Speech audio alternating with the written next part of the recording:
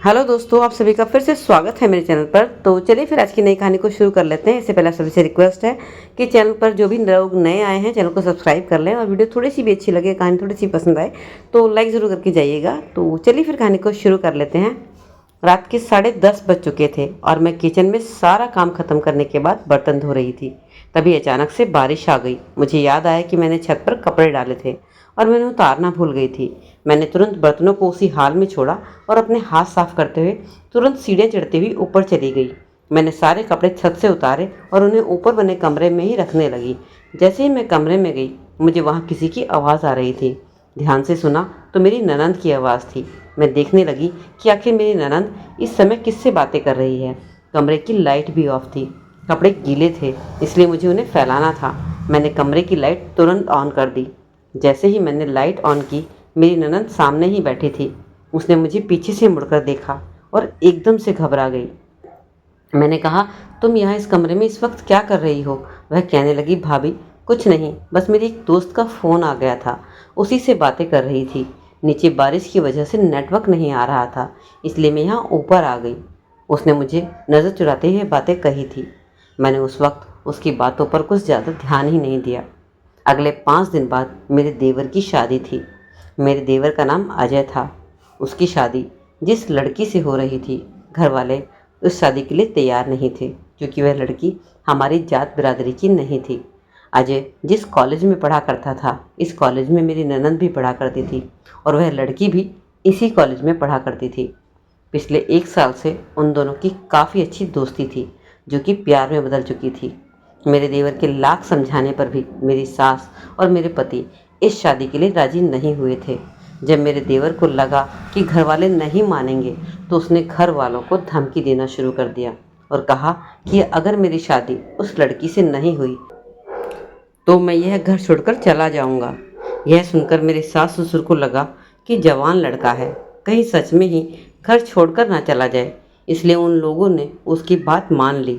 और फिर एक दिन जब हम उस लड़की को देखने उसके घर गए, तो लड़की देखने में बहुत ही खूबसूरत थी। उससे उसके बातचीत करने का अंदाज भी बहुत अच्छा था, जिससे मैं बहुत ही ज़्यादा इम्प्रेस हुई। और फिर कुछ दिन बाद वह दुल्हन बनकर हमारे घर में आ गई। अब वह मेरी देवरानी बन चुकी थी। नेचर की बहुत अच्छी थी। जब मैंने उसके साथ लाया हुआ सामान देखा, तो उसके सामान में 2 बड़े बड़े सूटकेस थे और उसके अलावा उसके पास 2 पुराने थैले भी थे।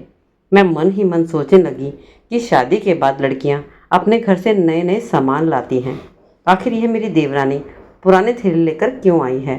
मैं अपनी देवरानी का सामान समेटने लगी तो अचानक से मेरी देवरानी ने मुझे रोक दिया और कहा, नहीं नहीं दीदी, आप रहने दीजिए, मैं अपना सामान खुद रख लूँगी।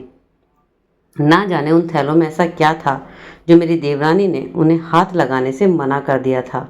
मुझे उसकी यह बात बहुत ही अजीब सी लगी थी और थोड़ा सा बुरा भी लगा था।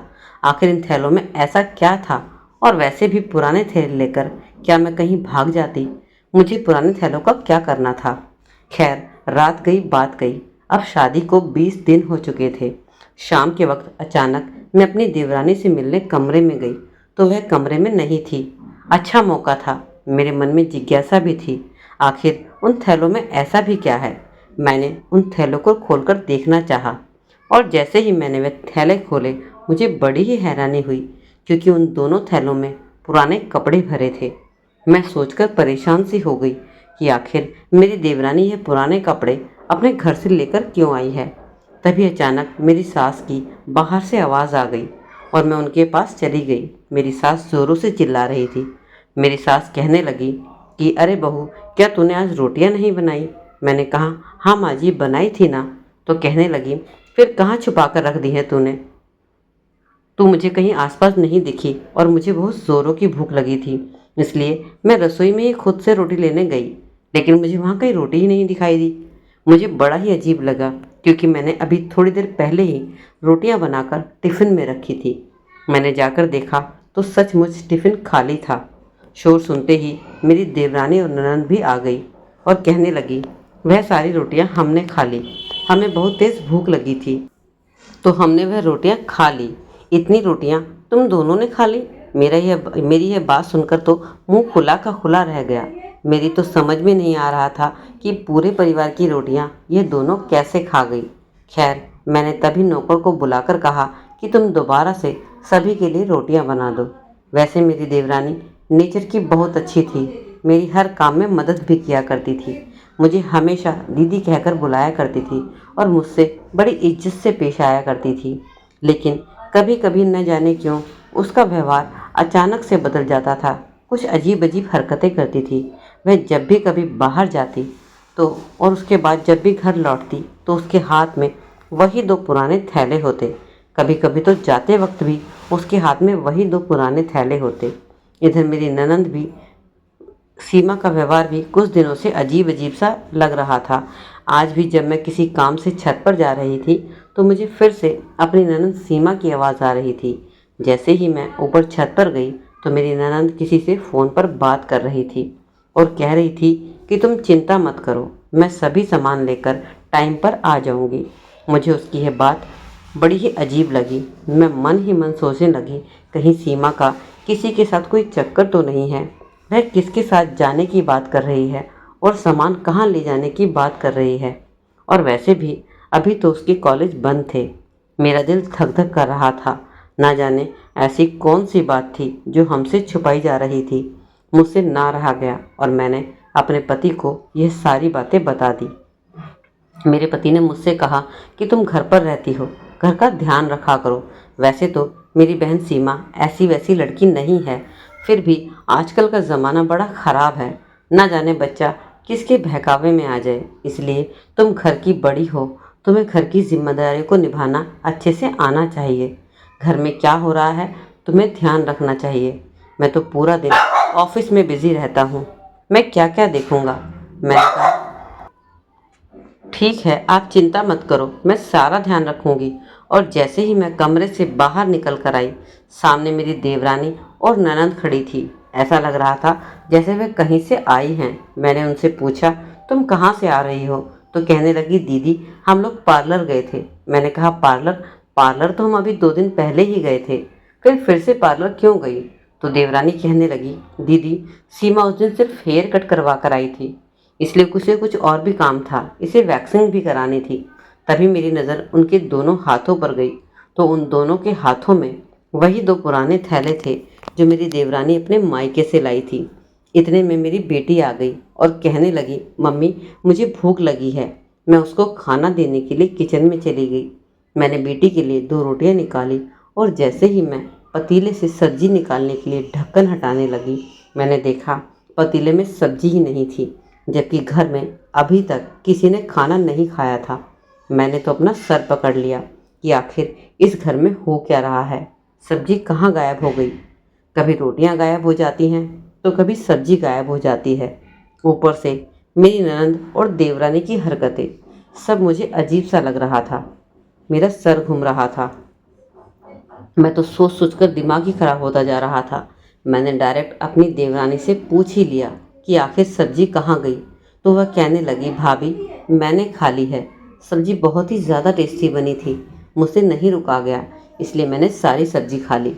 मैंने अपना सर फिर से पकड़ लिया कि आखिर इतने सारे लोगों की सब्जी यह अकेले कैसे खा सकती है, और अगर खा भी रही थी तो क्या उसे पूरे परिवार का ख्याल नहीं आया कि बाकी लोग भी खाना खाएंगे। पता नहीं हो क्या रहा था, सब कुछ मेरी समझ से बाहर था। अब मुझे जानना था कि आखिर माजरा क्या है। इसलिए मैंने अपनी देवरानी और ननंद पर नज़र रखना शुरू कर दिया। आज मेरी देवरानी बाजार गई थी। जब वह बाजार से लौट कर आई तो कुछ लंगड़ा लंगड़ा कर चल रही थी।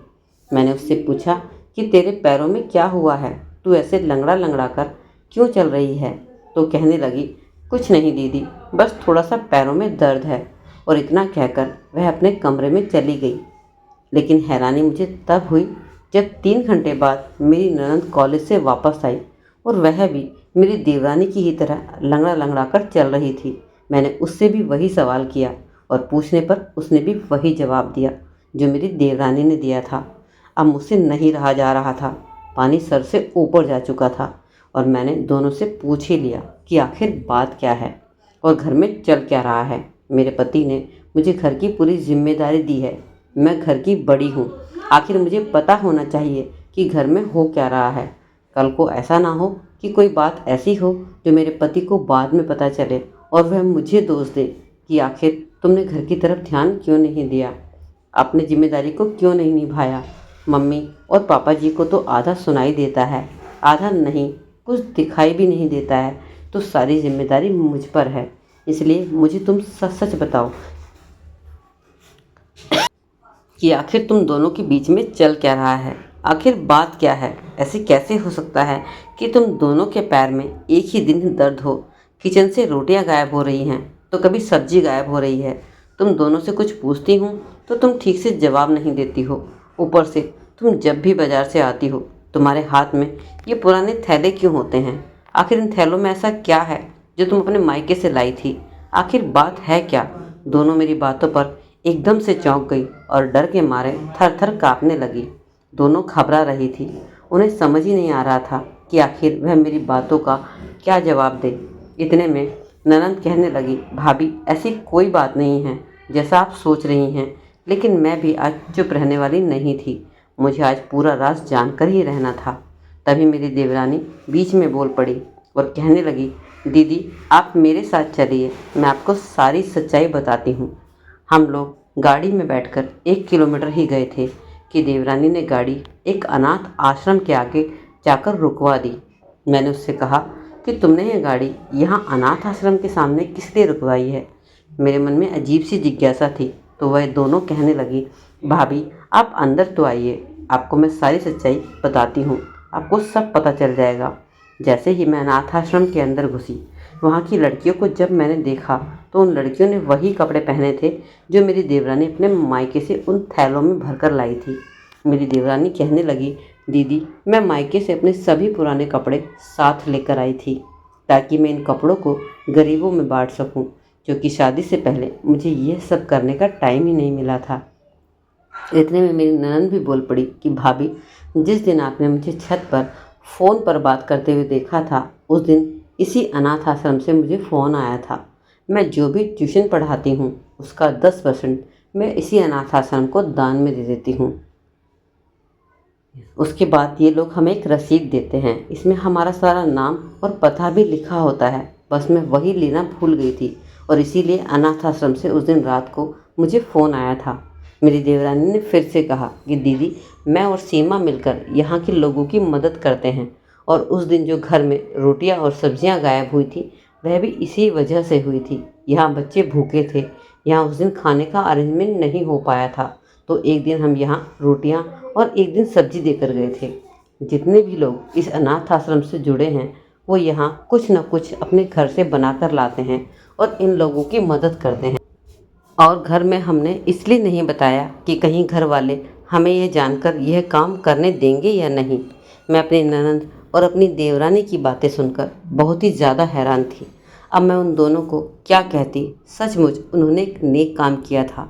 मैं तो अपनी जिम्मेदारियों में इतनी उलझ कर रह गई थी कि मुझे तो इस तरह की सेवा कार्य को करने का कभी मौका और जानने का नहीं मिला। आज अपनी ननंद और देवरानी की बातें सुनकर मेरी आंखों में आंसू आ गए थे और मेरा भी अब मन हो रहा था कि मैं भी अपनी ज़िंदगी में कोई ऐसा काम करूं। लेकिन फिर मैंने अचानक अपनी देवरानी से और ननंद से पूछा, फिर उस दिन तुम दोनों लंगड़ा लंगड़ा कर क्यों चल रही थी।